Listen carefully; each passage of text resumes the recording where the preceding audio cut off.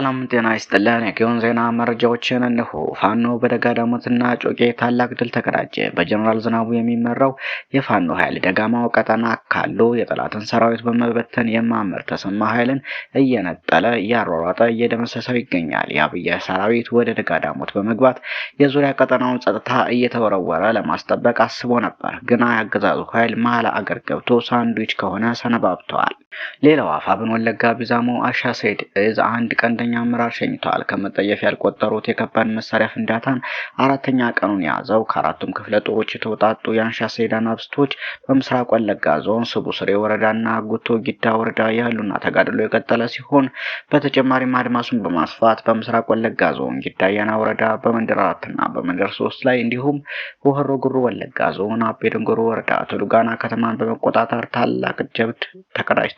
ሐምሌ 17 ቀን 2018 ዓ.ም ከጠዋቱ 1 ሰዓት ላይ በመነበብ አበጀ ጥበቡ ነበልባል ክፍለ ጦር በመንደር 4 በመግባት ጠላትን ሙትና ቁስለኛ በማድረግ ከአካባቢው አጥረግርገው በማስወጣት በተጨማሪም አንገርጉትን ክፍለ ጦር መንደር 3 ቀበሌ ላይ አንድ የጠላት ፓትሮል ኃይል ከነተሽከርካሪው ሲመታ በሁለቱም ቀበሌዎች የተናበበ የሁለቱ ክፍለ ጦሮች ጥምረት ከከተሞች በማስወጣት እግር በእግር እየተከታተሉ ሙትና ቁስለኛውን በመጣል አንገርጉትን ከተማ መዘጋጃ ቤት ውስጥ በፍርሃት ከትሞ ይገኛል። በሌላኛው በሆሮ ጉሩ ወለጋ ዞን አቤ ድንጎሮ ወረዳ ቱሉጋና ከተማን ታፈራ ለሙሳተናው ክፍለ ጦር በልዩ ኦፕሬሽን ከተማውን ተቆጣጥሯል።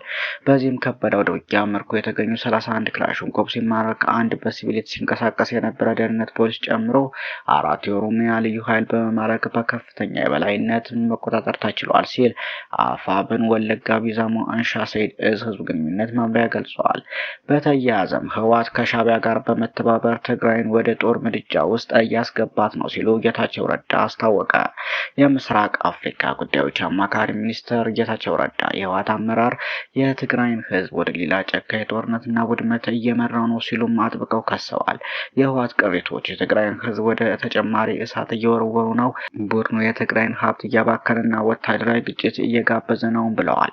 አመራሩ ትግራይን እንደገና የጦር ሜዳ ለማድረግ ከኤርትራ መንግስት፣ ሻዕቢያ፣ ከጀነራል አልቡርሃን እና ከተለያዩ ታጣቂ ኃይሎች ጋር ወታደራዊ ስምምነቶችን እንደፈጸመ ከሰዋል። በ2014 ዓ.ም ወታደራዊ ስብሰባዎች ላይ የተወሰዱትን ውሳኔዎች በመጥቀስ ዶክተር ደብረጽዮንን ጦርነትን በማሸነፍ ብቻ የሚያምን አላዋቂ አመራር ሲሉ ገልጸውታል። በቅርቡ ወደ ኤርትራ በመሄድ ወታደራዊ እርዳታ ለመጠየቅ ሙከራ ተደርጎ እንደነበርም ተናግረዋል። ቡድኑ ህልሙ ስልጣን መያዝ መሆኑንም አረጋግጠናል ብለዋል።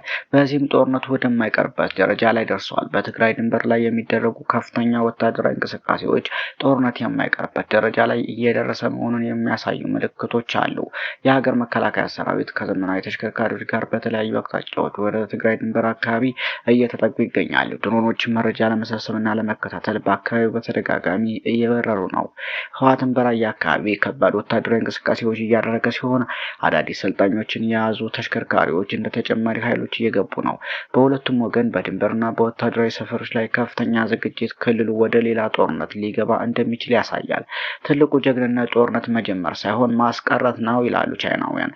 ይህ ጦርነት ከጀመረ ትልቅ ሰብአዊና ቁሳዊ ውድመት ያስከትላል ተብሎ ይታሰባል። ሌላው የገዳሙ ጥቃት የብልጽግና ሰይጣናዊ ተልዕኮ ነው ሲሉ የህወሓቱ አመራር አማኑኤል አሰፋ ገለጹ። ብልጽግና በአማራ ክልል በኦርቶዶክስ ተዋሕዶ ቤተክርስቲያን ገዳማዊ ላይ ያካሄደው የድሮን ጥቃት በአጋጣሚ ኢላማውን በሳተ ስህተት የተፈጸመ ሳይሆን ሆን ተብሎ ኢላማውን ጠብቆ እንዲገድልና እንዲያወድም በተተኮሰ ሰይጣናዊ ተልዕኮ የተፈጸመ ነው ሲሉ የህወሓት ምክትል ፕሬዝዳንት አማኑኤል አሰፋ ገልጸዋል። ብልጽግና ቤተክርስቲያንን በብሉይነት ፈርጆ የሁላችንንም ታሪክና ቅርሶቻችንን በመሰረዝና በማፍረስ ማንነት አልባ ህዝቦች ሊያደርገን የተነሳ ክፉ ጠላት ነውም ሲሉ ገልጸዋል። ይህ ስራ ትላንት በትግራይ አብያተ ክርስቲያናት መስጂዶች የፈጸመውን ጥፋት ዛሬ እንደ በጎ ነገር በሁሉም አካባቢዎች አስፋፍቶ ቀጥሎበታል በማለት ወንጅለዋል። አማኑኤል የህዝብ ጸር የሆነ ስርዓት የጊዜ ጉዳይ ካልሆነ በስተቀር በአንድ አካባቢ የጀመረው የጥፋት ሴራ ቀስ በቀስ እንደ ሰደድ እሳት ወደ ሁሉም ማጋባቱ ግድ ነው፣ ያም ነው እየሆነ ያለውም ብለዋል። አማኑኤል በዚህ ንግግራቸው ድርጅታቸው ህወሓት በእምነት ተቋማት ላይ ተመሳሳይ ጥፋቶችን ሲፈጽም እንደነበር የሚገልጹ ግብረ መልሶች ተሰጥቷቸዋል። ሰሞነኛ መረጃዎች እነኝን ይመስሉ ነበር።